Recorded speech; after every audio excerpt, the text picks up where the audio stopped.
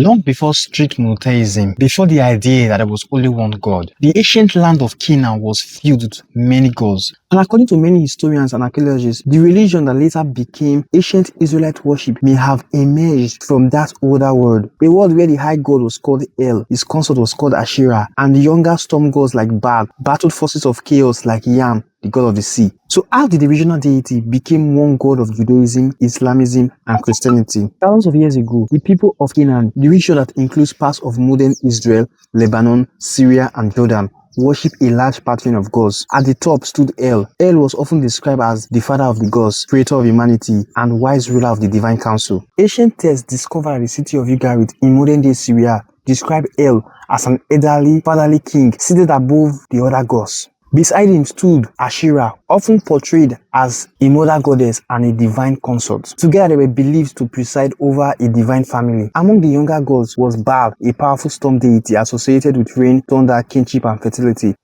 According to many scholars, the early Israelites emerged from within Canaanite society itself, rather than arriving as completely separate outsiders or from Egypt. This meant they likely shared language, culture, and many religious ideas with neighboring Canaanites. Even the word Israel may preserve the name of El. The ending El appears in many ancient Hebrew names like Michael, Gabriel, Israel, and Uriel. Some historians believed early Israelites originally worshipped El as their chief deity, but over time, another god became increasingly important, which was Yahweh. The earliest reference to Yahweh appeared outside the Bible in ancient Egyptian record that may connect him to certain regions near Edom or Midian. At first, Yahweh may have been one deity among many, but as Israelite identity developed, Yahweh became associated with El. Eventually, the characteristics of El and Yahweh became merged. The creator god, the father god, the national god became one figure. Some biblical passages still appear to preserve traces of older traditions.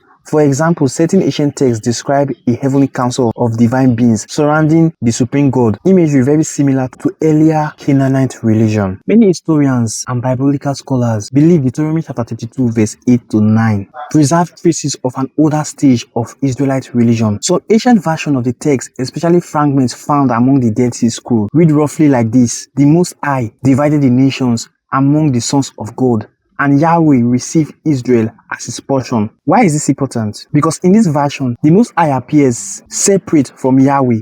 The nations are divided among divine beings. Yahweh is assigned Israel. That's the reason why Yahweh is usually called the God of Israel. I'll be stopping here for now. If you would like me to continue unlocking the hidden mysteries of the God of Israel, please like, follow, share, and comment.